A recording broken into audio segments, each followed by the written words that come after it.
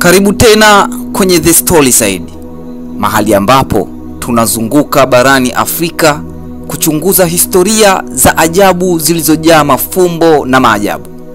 Leo tunaelekea kwenye moja ya maziwa makubwa na ya kupendeza zaidi barani Afrika, Ziwa Nyasa, ambalo pia linajulikana kama Lake Malawi au Lake Nyasa.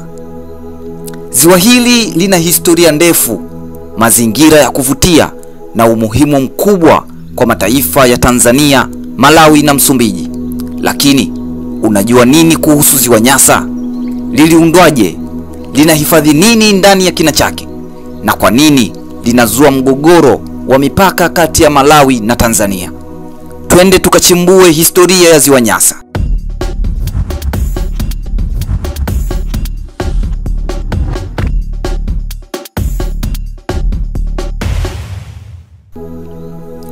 Ziwa Nyasa ni moja ya maziwa makubwa zaidi duniani.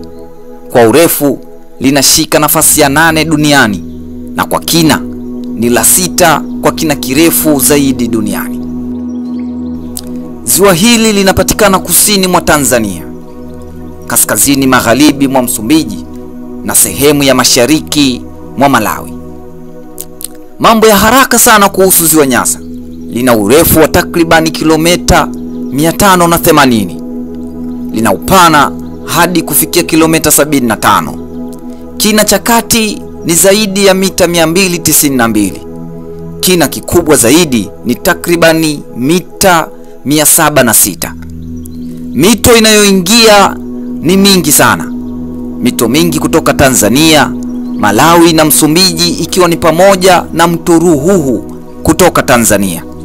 Mto unaotoka ni mto Shire unaotiririka hadi Ziwa Malawi na hatimaye kuingia Zambezi.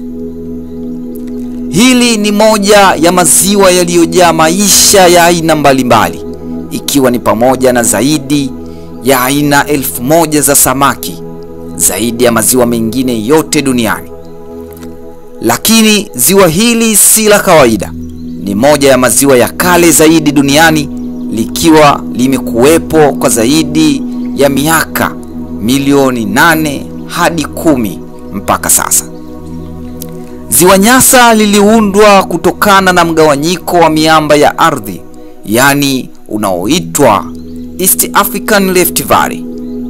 Mgawanyiko huu ulisababisha sehemu kubwa ya ardhi kushuka na kutengeneza bonde refu lililojazwa maji. Wanasayansi wanakadiria kuwa Ziwa Nyasa liliundwa takriban miaka milioni 8 hadi milioni 10 iliyopita, na kwa sababu bado liko kwenye eneo la ufa wa bonde linaloendelea kupanuka kidogo kidogo kila mwaka. Ikiwa unaipenda asili na mazingira ya kuvutia, basi Ziwa Nyasa ni sehemu ya ajabu. Ni mojawapo ya maziwa yenye viumbe wengi wa kipekee duniani, wakiwemo samaki wa cichlid. Ziwa Nyasa lina aina zaidi ya 1000 za samaki, wengi wao wakipatikana tu hapa Ziwa Nyasa na si kwingineko duniani.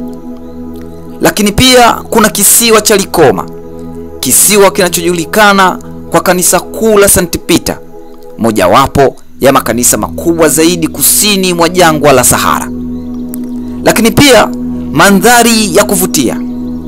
Lina pwani za mchanga mzuri na maji ya bluu yanayovutia watalii. Na bila kusahau misitu ya miombo. Maji ya Ziwa Nyasa yanasaidia ustawi wa misitu na wanyama wengi wa mwituni.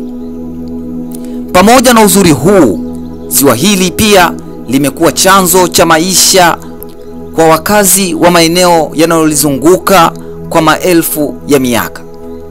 Kwa watu wa Tanzania, Malawi na Msumbiji, Ziwa Nyasa si tu sehemu ya mandhari mazuri, bali ni chanzo cha maisha kwa njia nyingi.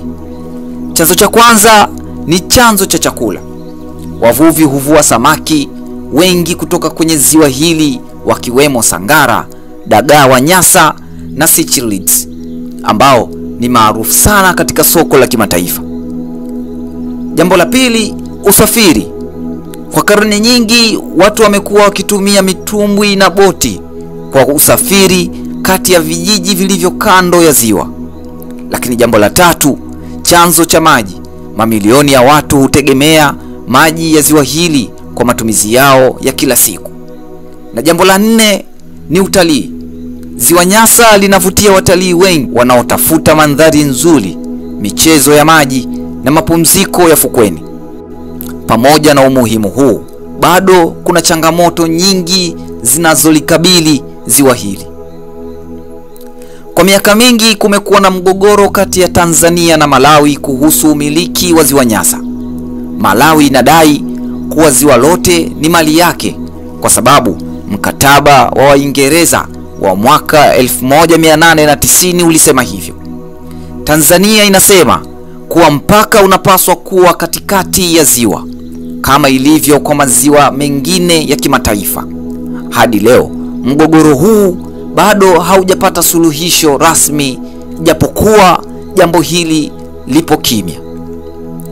Pamoja na historia yake tajiri na faida nyingi kwa jamii, ziwa Nyasa linakabiliwa na changamoto kubwa.